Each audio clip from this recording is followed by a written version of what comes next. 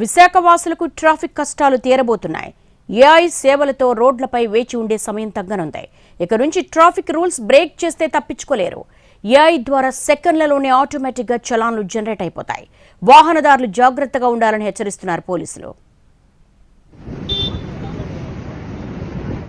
రాష్ట్రంలో అతిపెద్ద నగరం విశాఖపట్నం. పరిశ్రమలు, వ్యాపార, వాణిజ్యాలకు కేర్ ఆఫ్ అడ్రస్.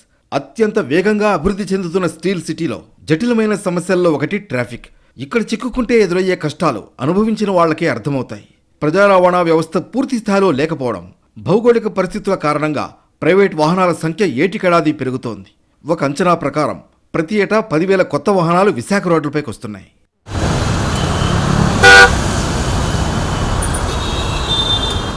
అనకాపల్లి నుంచి ఆనందపురం వరకు ఆర్టిఫిషియల్ ఇంటెలిజెన్స్ ఆధారిత సేవలను ప్రయోగాత్మకంగా ప్రారంభించేందుకు పోలీస్ యంత్రాంగం సన్నాహాలు పూర్తి చేసింది. ఇందులో భాగంగా auto number plate recognition technology కలిగిన కెమెరాలను సిగ్నలింగ్ పాయింట్ దగ్గర ఏర్పాటు చేస్తారు.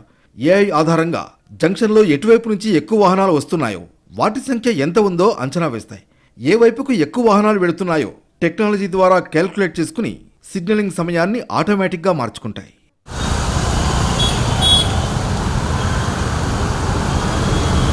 అయితే సిటీలో ఒక ఎండ్ నుంచి మరో ఎండ్కు చేరాలంటే పీక్ టైంలో 3 గంటలకు పైగా సమయం పడుతోంది.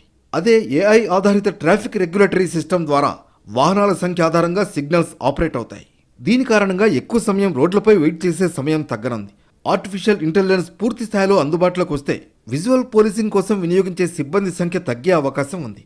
ఏఐ ఆధారిత సేవలు విశాఖపట్నం వాసులకు ట్రాఫిక్ కష్టాల నుంచి ఖచ్చితమైన ఊరటిస్తాయని పోలీస్ కమిషనర్ చెబుతున్నారు.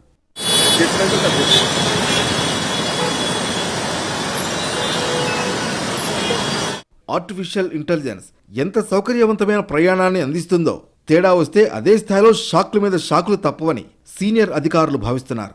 ట్రాఫిక్ నిబంధనల ఉల్లంఘనలు, అడ్డగోలు డ్రైవింగ్ చేసే వాహనదారులకు ఇప్పటి వరకు పోలీసులు నిఘా కెమెరాలు గుర్తిస్తేనే ఫైన్లు పడేవి. ఒక్కసారి ఏఐ ఎంట్రీ ఇస్తే ఎక్కడ ఎప్పుడు తప్పు జరిగినా ఆటోమేటిక్గా చలనాలు జనరేట్ అయిపోతాయి. ఇకపై విశాఖ రోడ్పై ఉల్లంఘనలకు పాల్పడితే ఫైన్లు, కేసుల మోత తప్పదని హెచ్చరిస్తున్నారు.